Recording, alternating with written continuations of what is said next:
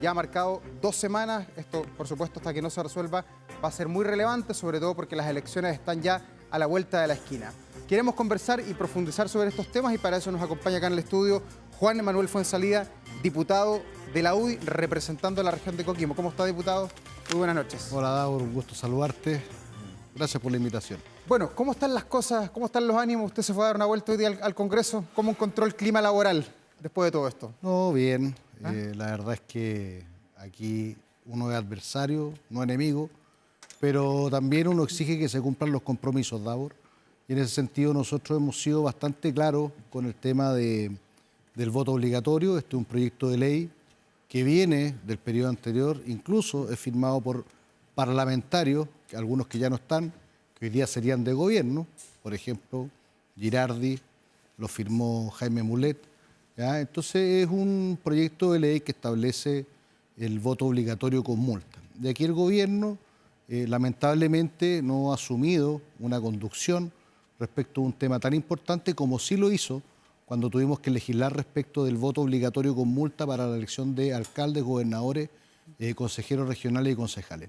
Entonces uno ve la ausencia, uno ve cierta oposición por parte de algunos parlamentarios de gobierno y vemos que aquí el gobierno en sí, el Ejecutivo, no tiene un orden, no hay un liderazgo, a juicio de nosotros, del presidente para ordenar este tema y por eso creemos que hoy día hay que excluir al ministro Elizalde y que sea la ministra Las Express quien lleve adelante este proyecto y podemos sacar lo antes posible. Ya, pero ¿por qué la validan toda la ministra Lobos como interlocutora válida para este tema? Porque ella es la que aparentemente había llegado a un acuerdo con el presidente de la Cámara de Diputados la semana pasada.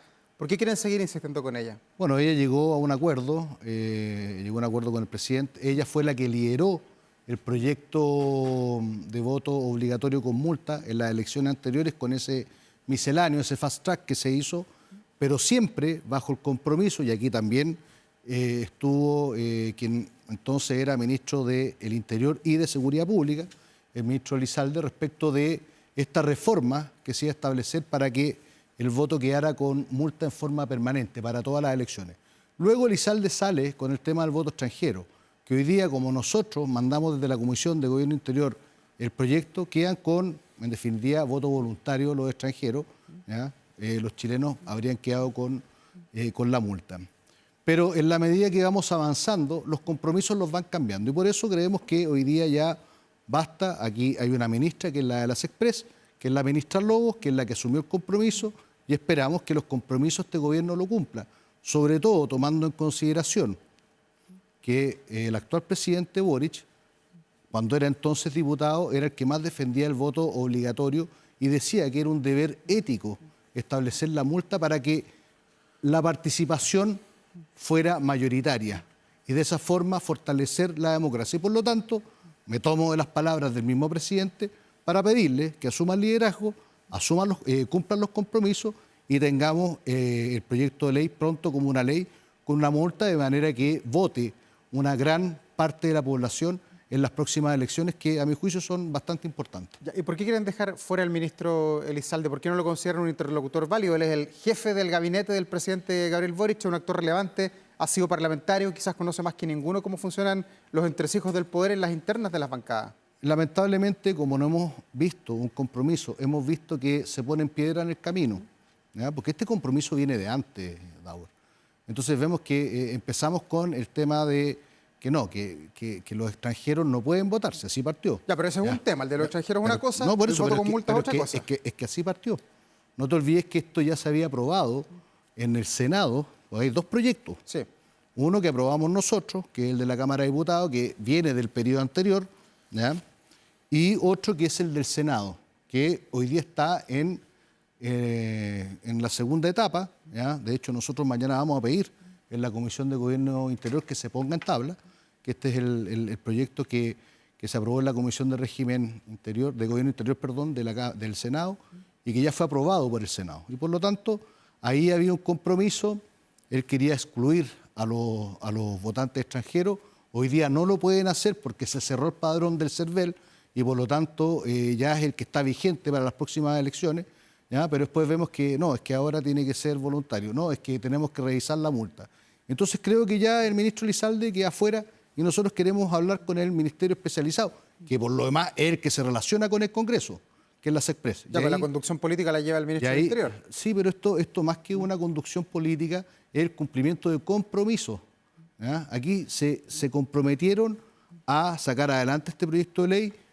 Se señaló en su oportunidad cuando se discutió este misceláneo para los alcaldes y gobernadores que venía el próximo proyecto y por lo tanto nosotros ahora queremos que se cumpla y se honre la palabra por parte del gobierno. Ya, pero ¿le parece que una buena forma de hacer política el vetar a ministros de Estado, en este caso vetar al ministro Elizalde? Eso por un lado. También en el Senado vemos que los parlamentarios se están retirando de la sala cuando se comienzan a discutir los proyectos para no dar los quórum.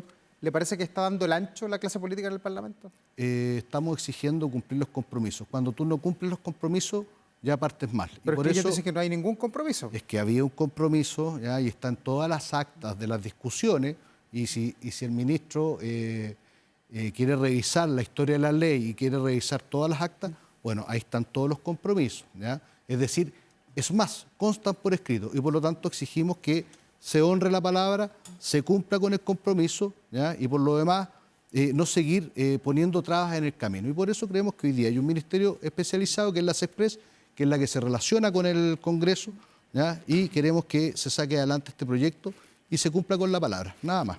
Y en la discusión de este proyecto, ya tanto en el voto con multa y en el voto de los extranjeros, ¿cuánto hay de realismo y cuánto hay de calculadora política, de lado y lado a la hora de aproximarse a la discusión? Porque quedan 70 días para la elección.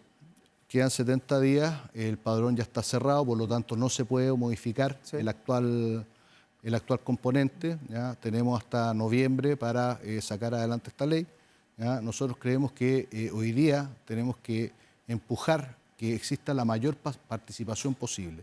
Y esto no es un tema de cálculo político, porque si hubiera sido un tema de cálculo político, nosotros no habríamos aceptado en la Comisión de Gobierno Interior que el voto de los extranjeros quedara voluntario, Davor, ¿ya? Es decir, lo habríamos mantenido como obligatorio.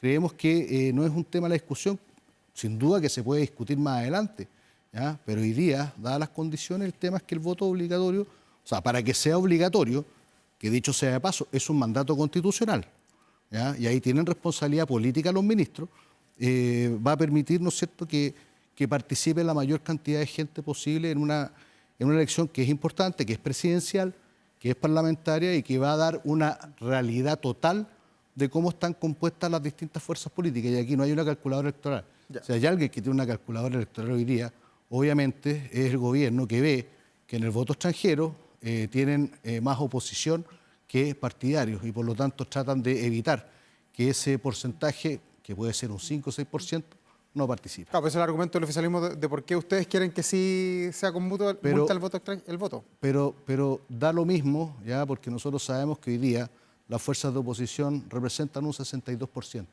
¿Ya? Entonces, tratar de sacarnos la suerte entre gitanos no corresponde. Aquí tenemos que lograr que participe la mayor cantidad posible de gente, que sea lo más transparente el proceso y donde tengamos una decisión soberana de la ciudadanía, pero que sea real. Y no que sea de nicho, sino que sea de la gran mayoría. Y por eso creemos que hoy día tenemos que ponerle multa al voto y bueno, y dejamos a los extranjeros como voto voluntario. Es decir, para ellos va a quedar solamente a su juicio si van a votar o no. Y seguimos en eso, ¿ya? Lo seguimos en la comisión, pero al final en la Cámara de Diputados no se cumplió con el compromiso que se había acordado con el gobierno. Ya, diputado, pero independiente de los plazos, de las determinaciones que se tomen, de la multa, de los montos, de todo aquello, aquí está fallando la clase política completa, pensando que estamos legislando apurado, quedan 2 meses y un poquito más para la elección. ¿Cómo cree que lo ponderan esto los chilenos, sus representantes, la gente que está en su distrito número 5 en Coquimbo y alrededores? Mira, yo creo que este no es un tema de la clase política. Aquí, cuando se legisló el año pasado, se planteó, y no te olvides que aquí el gobierno, el Ejecutivo, tiene mucho que decir en materia legislativa. No se olviden que el gobierno es el que colegisla. El gobierno es el que maneja las urgencias. El gobierno decide qué proyecto se ve primero o no. Si digamos las cosas como son. Aquí nosotros aprobamos, rechazamos, podemos hacer indicaciones. Pero el que le pone velocidad a los proyectos, el que ingresa a los proyectos, es el Ejecutivo. Que este Ejecutivo no esté a la altura ya es un problema que obedece a otra discusión, ¿ya? Porque si tú analizas, por ejemplo, el ingreso de proyectos de ley al Congreso entre el periodo 2022-2025, ¿ya?, el 50% han sido ingresados por los parlamentarios a través de mociones y el otro 50% nomás por parte del Ejecutivo. Entonces tú ves que es un Ejecutivo que, a pesar de que tiene todas las facultades de colegislar, ha sido deficiente en... Ya. O sea, ustedes como oposición no se atribuyen ningún tipo de responsabilidad en el retraso. Para nada, porque esto nosotros lo venimos discutiendo desde hace más de un año y venimos insistiendo en esto hace más de un año. Y eso consta por escrito en las actas de las respectivas comisiones del Congreso, tanto el Senado como la Cámara de Diputados. Y el gobierno se comprometió a, una vez aprobado este proyecto misceláneo, empezar la discusión del proyecto definitivo. Y lamentablemente ahora lo que está ocurriendo es que se están discutiendo proyectos que fueron presentados por parlamentarios a través de mociones, a pesar de que el gobierno es el que tiene las facultades para poner la urgencia de los proyectos, si es discusión inmediata o cualquier otro tipo de urgencia. Y vemos que al final fue el Congreso, ¿ya?, el que empujó este proyecto y el que puso la discusión, porque, dicho sea de paso, yo no vi a nadie del gobierno en la Comisión de Gobierno Interior para discutir este proyecto, a diferencia de lo que ocurrió el año pasado. Ya, diputado, bueno, volvamos al voto obligatorio y a la multa. ¿Cuánto es una multa prudente por no ir a votar? Porque en el proyecto original que fue rechazado en la Cámara de Diputados, la multa iba desde los 34.000 a los 206.000 y muchos encuentran que es muy alto el monto, sobre todo la gente que gana el sueldo mínimo o está viviendo solamente con la PGU. Lo utilizaba como argumento la ministra Camila Vallejo. ¿Cuál es la multa que para usted sería estándar para que sea disuasiva, pero que tampoco sea tan onerosa para quienes tienen poco dinero en Chile? En la última elección fue medio UTM, que es lo que se establece en este proyecto, y se establece un tope, de manera que el juez de policía local pueda determinar si aplica el mínimo o el máximo. Todas las multas tienen que tener un rango. Un rango. ¿Ya? Y por lo tanto mantuvimos lo que el mismo gobierno, ¿ya?, exigió en el proyecto anterior, que es 0,5 UTM, que son como 35.000 pesos, ¿ya?, y el rango mayor son 206.000 pesos, que es el rango donde el juez de policía local va a tener para determinar qué tipo de multa. O sea, ¿usted aplica. espera que se reponga el mismo monto que se manejaba en la discusión de la Cámara? Por supuesto, yo creo que es un monto razonable porque queda a criterio del juez. Y queda a criterio del juez en la medida que el ciudadano que no pudiera votar tenga una justificación plausible respecto de por qué no fue. Ya. ¿Hay plazos para esto? ¿Hay días límites que usted vea en la discusión? Porque claro, todavía no tenemos nada en concreto, está todo en negociación, en veremos, vienen las fiestas patrias además que va a cortar todos los plazos.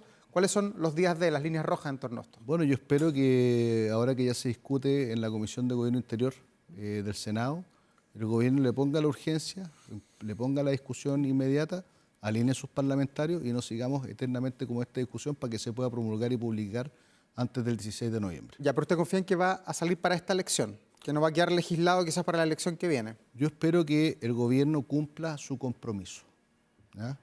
Y que lata estar hablando del voto obligatorio cuando podríamos estar hablando de vivienda y el déficit habitacional y de seguridad, de todo lo que ha ocurrido hoy día, ¿ya? Pero lamentablemente nosotros esperamos que se cumplan los compromisos por parte del gobierno y que le ponga la urgencia, sacarlo lo antes posible de manera a poder discutir también los temas que realmente importan a la ciudadanía. ¿Cuáles son las señales concretas que espera usted de parte del gobierno para tener una luz verde finalmente que permita agilizar todo esto? Que pongan las urgencias que corresponden en este tipo de proyectos para sacarlo lo antes posible, ojalá antes del 18. Ya, señales en la Cámara de Diputados y en el Senado. Lo que pasa es que si pone la urgencia ahora en el Senado, va a mantenerse en la Cámara de Diputados. Ya. O sea, ¿usted le ve viabilidad? Yo espero que cumplan... Mira con optimismo todo. Yo espero que cumplan los compromisos de ahora. Cuando tú te comprometes, ¿ya?, tienes que cumplir. Si no, la verdad es que estaríamos frente a una pillería. Así de simple. Así que cuando tú firmas una escritura, ¿ya?, que la firmas para cumplir su contenido. Si no la cumples es porque algo hiciste. Ya. Y aquí están todos los compromisos. No porque hayamos firmado un compromiso. Están los compromisos en las actas de la comisión y la entonces subsecretaria Macarena Lobos, en representación del gobierno, asumió esos compromisos. Ya, pero si esto no se desarrolla de acuerdo a lo que usted piensa que hay que hacer, ¿qué va a pasar con los otros proyectos de ley? ¿Van a bloquear como oposición lo que sea el trabajo legislativo? O sea, si tenemos un gobierno que no cumple, ¿por qué tenemos que cumplir nosotros? Ya. O sea, aquí hay que presionar para que cumpla su compromiso. Ya. ¿Ya? Y lo que está haciendo el Senado, de poner presión, creo que es lo que corresponde, pero también... ¿Pero esto no podría paralizar el Congreso? No va a paralizar el Congreso, Davor, ¿ya? el gobierno sigue teniendo la urgencia. Sí, acuérdate que el motor del Congreso hoy día es el Ejecutivo y siempre lo ha sido el Ejecutivo. Tenemos un régimen presidencial.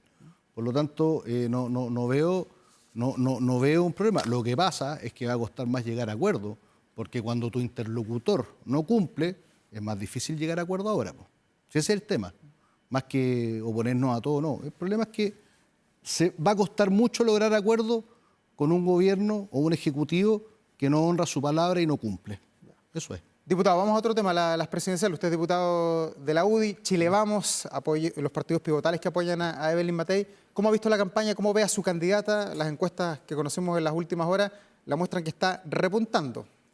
Bueno, yo creo que el comando ha tomado o ha reconducido su camino. Vemos que hay un mejor relato, vemos que hay un relanzamiento de la campaña. Vemos a una Evelyn Matei con muchas ganas de ser una opción real para liderar este país, con propuestas que son muy buenas, sensatas y que tienen fundamento. Por ejemplo, el cero pie en el tema de la vivienda. De la vivienda. Menores de 40 años. Yo soy presidente de la Comisión de Vivienda de la Cámara de Diputados, hace más de un año ya. Conozco mucho el problema del déficit habitacional y sé que tenemos un problema gigantesco en todos esos jóvenes técnicos, profesionales, emprendedores entre 25 y 40 años que hoy día quedan fuera de cualquier crédito hipotecario porque no son capaces de tener el pie y por lo tanto por riesgo quedan fuera.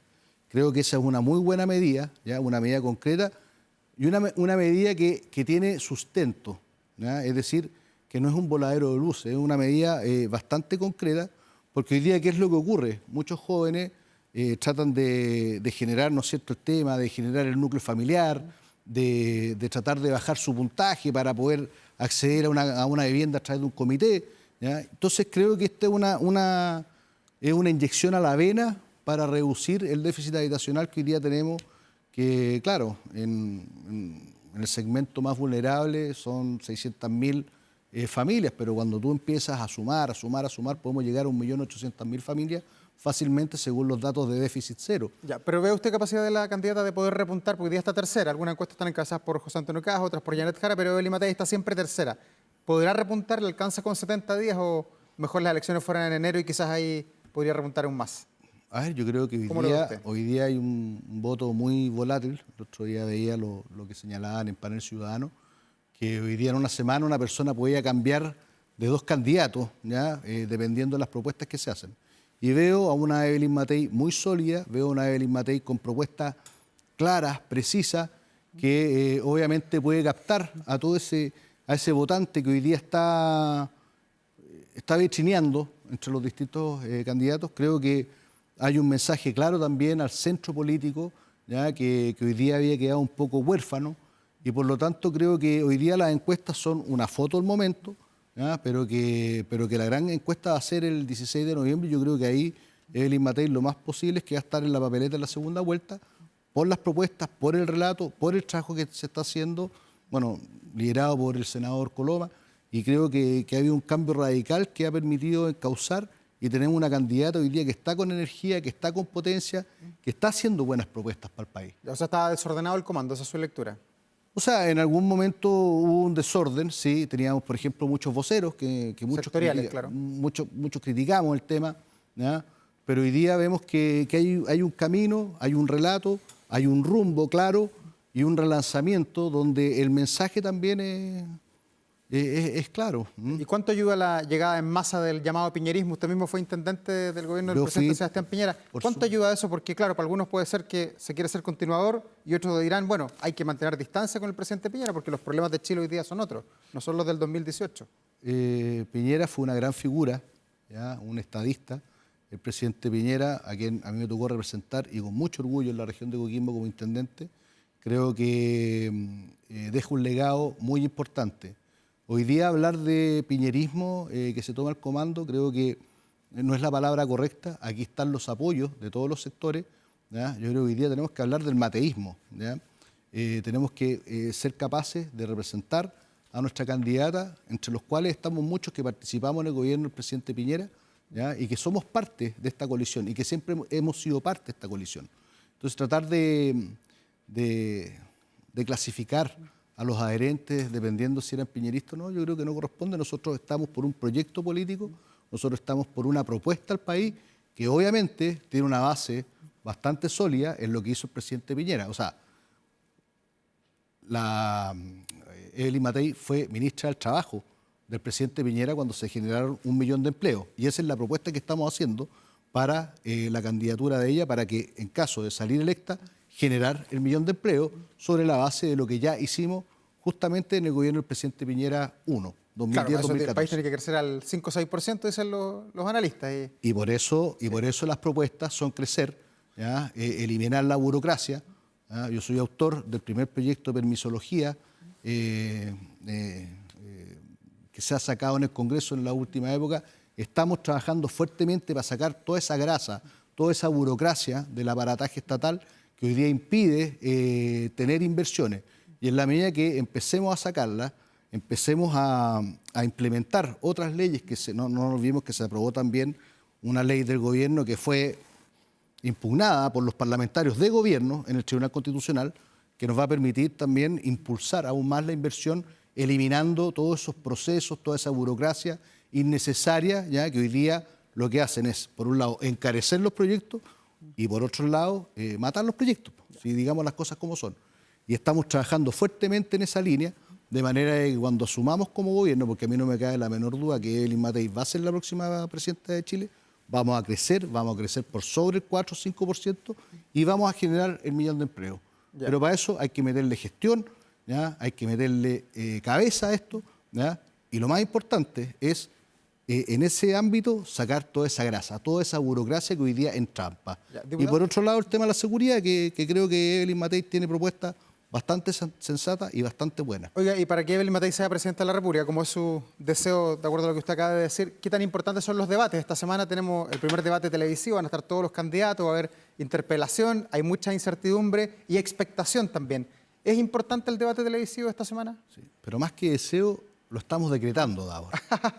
Lo vamos a decretar, que Evelyn va a ser la próxima presidenta de Chile. Sí. Son muy importantes. ¿Con quién conversamos? Todos quieren a su candidato, así que... Son importantes, yo creo que la ciudadanía se informa, ve cuáles son las propuestas, quién tiene más contenido, quién tiene más sustento. Porque hoy día es re fácil tirar un titular al voleo, ¿ya? Y decir cualquier cosa. Entonces creo que es importante en los debates el poder ir un poquito más allá, preguntar un poquito más allá. Y ahí ver quién es el que está mejor preparado, quién tiene mejor equipo, quién tiene mejores propuestas.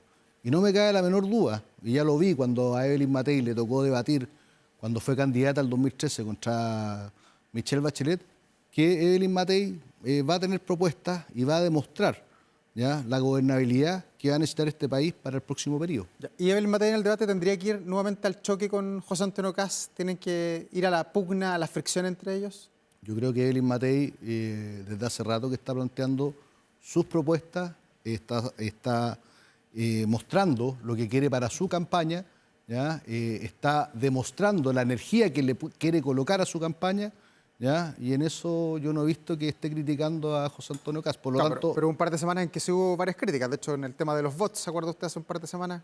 Es que acuérdate que con los bots... Hizo la denuncia. A ver, cuando vimos el tema de los bots y de los fake, ¿ya?, fue realmente vergonzoso. La trataron de que la bajaban. La trataron de que tenía Alzheimer. Modificaban sus videos para demostrar una cierta falta de memoria. Eso va a ser trampa. Eso va a ser trampa en política. En política tú tienes que tener ideas, tienes que tener propuestas. Y obviamente que molesta cuando tratan de generar una realidad paralela a través de las redes sociales que no es tal. Y le pasó también a Johannes Kaiser. Si no nos olvidemos que a Johannes Kaiser en las redes le tiraron hartas cositas que uno veía y no entendía. Yo me toca compartir con Johannes en el Congreso y la verdad es que no me calzaba lo que salía en las redes versus lo que es él. Entonces, eso ya pasó, hoy día estamos enfocados en el nuevo relato, en el relanzamiento de la campaña, en la energía que le está poniendo Evelyn a su campaña y por lo tanto creo que en el debate tiene que demostrar cuáles son sus propuestas, cuáles son las soluciones que le va a dar el país, ¿ya?, ¿Y cómo lograrlo? Porque esto, lo quieran o no, ¿ya? Vamos a necesitar acuerdos, vamos a necesitar negociar, vamos a tener que conversar. Mira lo que le acaba de pasar a Milei en Buenos Aires, que un partido que venía muy desprestigiado como la oposición del peronismo en Buenos Aires, creo que la provincia más importante de Argentina, le sacaron 13 puntos de diferencia por tratar de, en definitiva, pasar una máquina sin incorporar a los distintos actores para poder reconstruir una situación que ellos planteaban que Argentina necesitaba. Y eso, ya, yo creo que hay que mirarlo desde acá. Es un ejemplo clarito respecto al cual tenemos que mirar, ¿no es cierto?, a nuestros amigos Allende los Andes, como se dice. Si no pasa Evelyn Matei, ¿usted no tiene problema en apoyar a José Antonio Kast? Yo voy a apoyar las mejores propuestas. Obviamente que entre Jara y Kast no me pierdo. ¿Y por qué a la candidata le ha costado tanto decir eso mismo? A ver, yo creo que más que decirlo, yo creo que hoy día no es el tiempo, no es el momento. Nosotros estamos enfocados en ganar, en pasar a la segunda vuelta y en ganar la segunda vuelta. Y ese es el objetivo.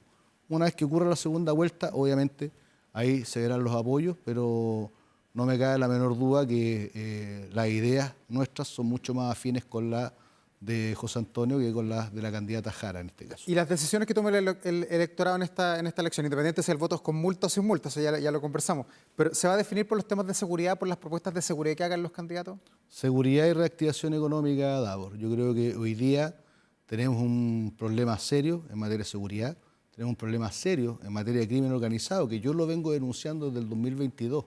¿Ya? Lamentablemente... ¿En su región también? En mi región también, pues. ¿Ya? Y se lo denunciamos al entonces subsecretario Monsalve, le entregamos la información y fue como hablar contra una pared porque siempre politizaron el tema y no vieron que este era un tema de Estado. ¿Ya? El tema de las cárceles, necesitamos urgente más cárceles y cumplimiento diferenciado de condena, de manera que los líderes queden excluidos del resto de la población penal, y eso lo estamos trabajando también con Evelyn Matei. Y reactivación económica, porque hay muchos jóvenes que hoy día necesitan oportunidades y no hay pega. Y no hay pega. Y cuando postulan a algo les piden cierta experiencia respecto a la cual no han podido tener ninguna porque no han podido trabajar.